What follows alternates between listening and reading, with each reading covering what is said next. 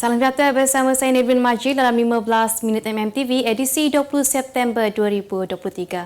Kita ke berita utama. Mahkamah Tinggi Kuala Lumpur hari ini menjelaskan sejumlah $681 juta AS telah dikreditkan ke dalam akaun peribadi bekas Perdana Menteri Datuk Seri Najib Tun Razak di antara 22 Mac dan 10 April 2013. Penganalisis Bank Negara Malaysia BNM Adam Arif Muhammad Roslan berkata, pada 22 Mac daripada jumlah tersebut sebanyak $620 juta AS telah dikreditkan ke M Islamic milik bekas Presiden UMNO itu daripada akaun Tunnel Finance Corporation kira-kira 6 saat. Wang yang berasal daripada One Malaysia Development Berhad 1MDB dipindahkan ke akaun syarikat terbabit. Sementara baki $61 juta AS dipindahkan ke akaun tersebut beberapa hari kemudian iaitu pada 25 Mac 2013. Adam Arif memaklumkan demikian ketika membaca laporan aliran wang yang disediakannya bagi menunjukkan pergerakan dana 1MDB ke dalam akaun Najib. Laporan itu dibacakan pada pembicaraan kes Najib yang didakwa atas 4 tuduhan menggunakan kedudukannya ketika itu untuk mendapatkan suapan berjumlah RM2.3 bilion daripada dana 1MDB serta 21 pertuduhan pengubahan wang haram membabitkan jumlah sama. Tanur ialah syarikat yang dikawal oleh Eric Tan Kim Lung yang merupakan Ketua Ahli Perniagaan dalam Buruan, Jolo atau nama sebenarnya Low Tek Jo. Pada 28 September 2022, saksi ke-38 pendakwaan Ketua Pasaran Modal Perbankan Persendian M-Bank Yap Wai Kiat dalam keterangannya memberitahu pada Mac dan April 2013, syarikat Tunnel Finance Corporation memindahkan wang berjumlah RM2.08 bilion ke dalam akaun Najib yang juga dikenali dengan kod nama M Private Banking MR. Mulai hari ini, pemilik kenderaan persendian tidak perlu lagi mempamerkan cukai jalan di kenderaan masing-masing.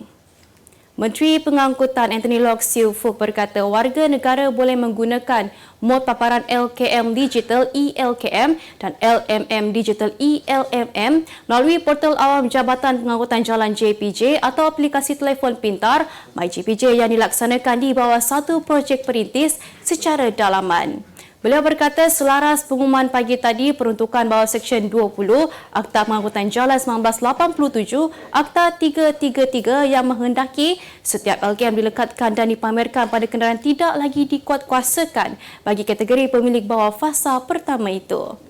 Menurutnya ini selaras dengan pelaksanaan langkah digitalisasi dalam perkhidmatan teras JPJ iaitu cukai jalan dan lesen memandu oleh Kementerian Pengangkutan.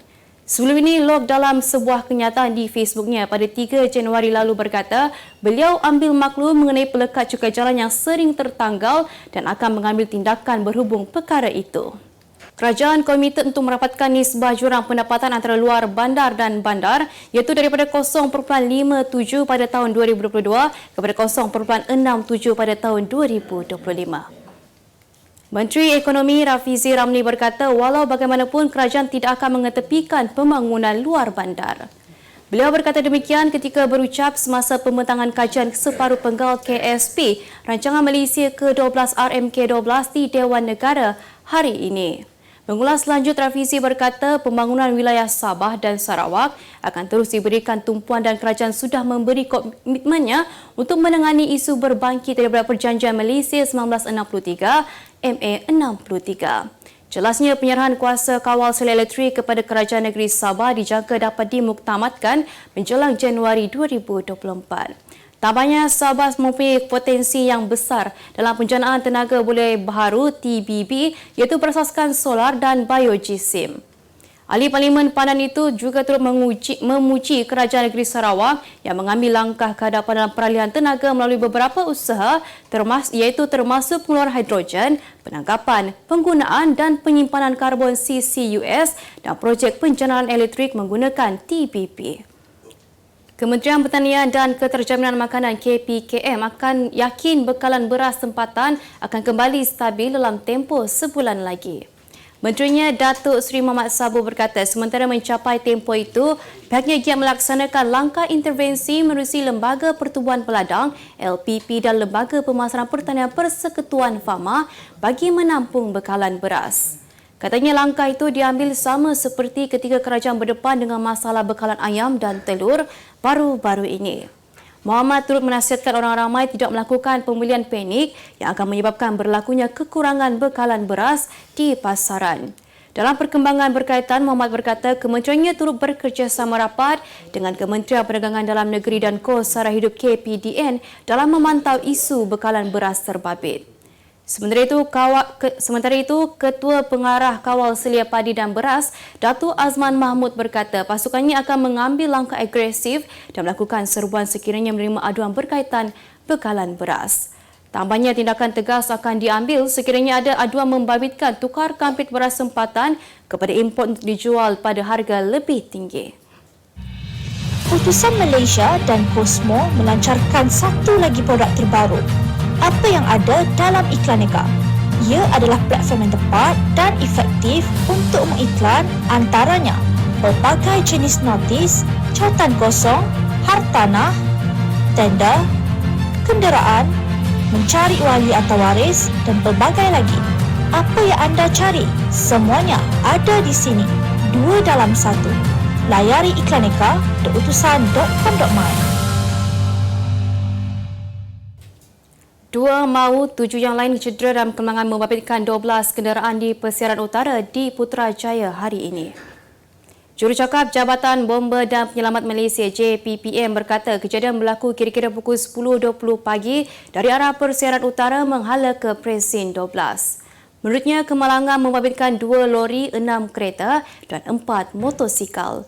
Katanya sebuah jentera bomba dari Balai Bomba Presin 7 dan Presin 14 dengan kekuatan 9 anggota dikejarkan ke lokasi kejadian. Sementara itu, Ketua Polis Daerah Putrajaya Asisten Komisioner A. Asmadi Abdul Aziz yang dihubungi mengesahkan kejadian berkenaan. Menurutnya, rakaman kamera litar tertutup CCTV berhampiran tempat kejadian menunjukkan kenderaan berhenti dalam barisan dan sebuah trailer dari arah belakang mengubah laluan dari lorong tengah ke lorong kiri dan terus merempuh kenderaan di hadapan. Katanya akibat kemalangan, 2 lelaki disahkan maut di lokasi kejadian oleh paramedik Hospital Putrajaya dan Hospital Serdang, manakala mangsa lain mendapatkan rawatan lanjut di Hospital Putrajaya dan Hospital Serdang. Sementara siasatan dijalankan di bawah Seksyen 41-1 APJ 1987 dan pemandu lori ditahan untuk siasatan lanjut. 3 lelaki termasuk seorang pemandu bas ekspres maut selepas kenderaan dinaiki mereka terbabas dan melanggar pokok di susur keluar kampung Kubang Rusa, Merapoh, Pahang menghala ke Kuala Lumpur. Mangsa yang maut pemandu bas Abdul Aziz Daud 56 tahun dan 2 penumpang yang merupakan seorang anggota bomba Muhammad Syukri Mat Nur 55 tahun dan seorang warga negara Bangladesh Hossain Kamal 41 tahun. Difahamkan bas ekspres 2 tingkat Lee Nadia Express itu dinaiki 18 penumpang dan 2 pemandu. Penolong Pengarah Operasi Jabatan Bomba dan Penyelamat Malaysia JPPM Pahang, Ismail Abdul Ghani berkata kejadian kira-kira pukul 1.55 pagi berlaku ketika bas itu dalam perjalanan dari Kuala Krai ke Kuala Lumpur. Ujarnya mangsa yang meninggal dunia dihantar ke Hospital Lipis, manakala mangsa yang cedera dibawa ke Hospital Gua Musang dan Lipis untuk menerima rawatan lanjut. Berita luar negara, sebuah klip video tular di media sosial Indonesia memaparkan senario sepasang pengantin yang memakai pakaian serba ringkas semasa majlis perkahwinan mereka. Media negara itu melaporkan video tersebut dimuat naik dalam akaun TikTok Sandy Gendut. Berdasarkan rakaman, pengantin perempuan dilihat memakai gaun berwarna putih, bertudung coklat dan berseluar hitam, manakala pengantin lelaki pula hanya memakai baju kemeja putih dan seluar berwarna krim. Kedua pengantin kelihatan santai dan tidak mengenakan solekan yang berlebihan. Walaupun pakaian mereka serba ringkas, majlis perkahwinan itu tetap berlangsung meriah, malah terdapat acara membaling bunga dan tarian di hadapan tetamu. Menariknya, majlis perkahwinan unik itu mendapat pelbagai komen positif netizen dan mereka mendoakan ikatan cinta itu berkekalan. Gempa bumi kuat dengan magnitud 6 telah mengegarkan South Island, New Zealand pada pukul 9.14 pagi tadi. Menurut laman web Geonet, pusat gempa tersebut terletak kira-kira 124 km pada barat Christchurch dengan berkedalaman 11 km. Menerusi media tempatan, kira-kira 14,000 orang dilaporkan merasai gempa bumi itu dan kini terdapat sekurang-kurangnya 37 kegaran susulan berikutan gempa kuat tersebut. Untuk rekod, New Zealand sememangnya terletak di dalam lingkaran api Pasifik selain merupakan lokasi plet tektonik berlanggar dan menyebabkan negara itu sering mengalami aktiviti kekaran. Kemas kini pengetahuan anda tentang isu ekonomi dan pasaran. Merangkumi sektor hartanah, perniagaan, keuangan, komoditi, IKS, halal niaga dan dunia korporat. Sentiasa ikuti perkembangan ekonomi semasa di dalam dan luar negara. Semua informasi terkini hanya di hujung jari. Dapatkan edisi ringgit setiap Isnin hanya di Akhbar Utusan Malaysia.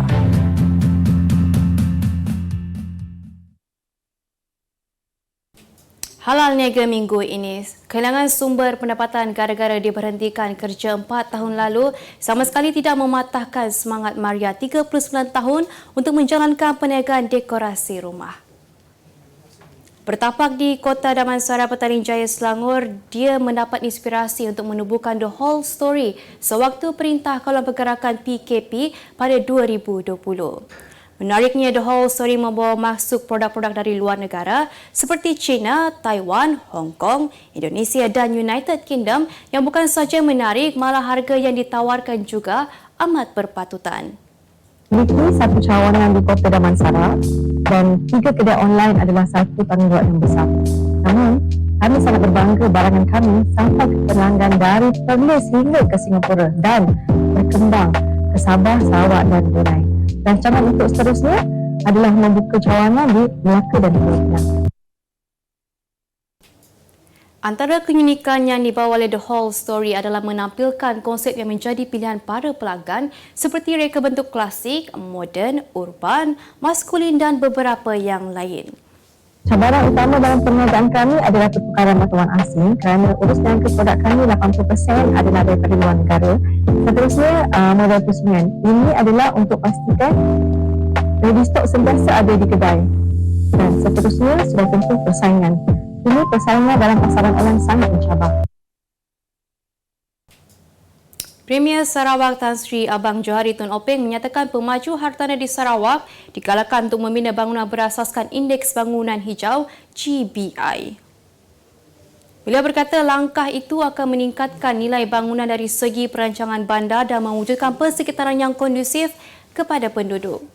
Tambahnya, prosedur perancangan standard dilaksanakan di Sarawak khususnya di kawasan Kuching bagi memastikan ia menjadi bandar yang mesra yang mempunyai infrastruktur asas untuk bukan sahaja dari segi reka bentuk, malah dari aspek komunikasi dan pengangkutan. Dalam pada itu, Sarawak kini melaksanakan ekonomi hijau dengan penekanan terhadap alam sekitar berdasarkan strategi pembangunan pasca COVID-19 2030 untuk mewujudkan bandar pintar. Beralih ke berita sukan, 4 nama disebut-sebut sebagai pilihan untuk mengisi kekosongan ketua jurulatih skuad bawah 23 Malaysia yang ditinggalkan E. Elavarasan iaitu pengenali Kedah Nafuzi Zain, Hairudin Omar, Pau Marti Vicente serta Juan Torres Garrido. Ketika Piala Asia bawah 23 hanya berbaki 6 bulan untuk berlangsung di Qatar, Persatuan Bola Sepak Malaysia FFAM perlu mendapatkan pengganti Elavarasan dalam kadar segera. Bagaimanapun, jika anak tempatan yang dicari FAM, Nafuzi mungkin jawapannya kerana namanya sebelum ini pernah beberapa kali disebut untuk memasuki senarai akhir bagi mengemudi skuad kebangsaan namun tidak menjadi kenyataan. Sementara itu, sehingga kini FAM mengambil pendekatan mengunci mulut berhubung siapa calon jurulatih baharu yang bakal dilantik. Timbalan Presidennya Datu S. Sivasundara berkata sebarang pengumuman berlanjut mengenai calon pengganti E. Elavarasan akan dilakukan oleh Setiausaha Agung FAM Dato' Nur Azman Rahman.